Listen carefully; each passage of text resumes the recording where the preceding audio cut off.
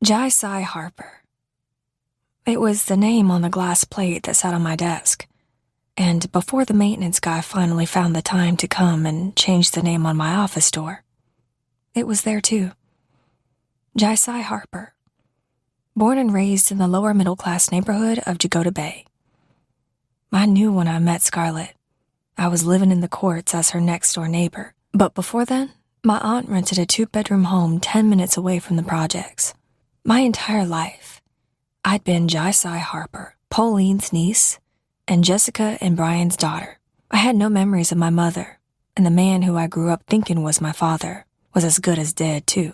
Sometimes when I daydreamed, I saw glimpses of my mother here and there, but they were always so blurry. I didn't know whether they were dreams or simply moments in time. When my mother died, the man I assumed was my father went off-grid, leaving Auntie Pauline to take guardianship over me. We lived well, up until she got sick. We had everything we needed and we were happy. There were no trips to Disney or, hell, no trips at all, because on the salary of a cook down at the spaghetti warehouse that was now long gone, Pauline didn't have much to spare. By the time my auntie paid the bills, bought groceries, and paid for our public transportation for the month, there wasn't much left. Still, I was a happy child.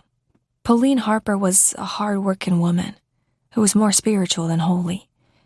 She had a saying for everything in life, and for so long, those words used to come in one ear and go out the other. One thing that did stick with me that my aunt voiced was the importance of education. Pauline hadn't even graduated high school, so a cook was the best job she could get. It was what she was good at. No matter how much Aunt Pauline had to work, she dragged her behind in all my parent-teacher meetings and was active in all of my schools. There were nights she would work a 12-hour shift, but drag me to the library so that she could help me complete my projects. Aunt Pauline didn't have more than an 8th grade education, but her mind was as sharp as a tack. Like Auntie Pauline, her mother died of lupus, leaving her to fend for her siblings. The youngest sibling was my mother, Jessica. They had a 14-year age gap, so Aunt Pauline raised my mama up like a daughter.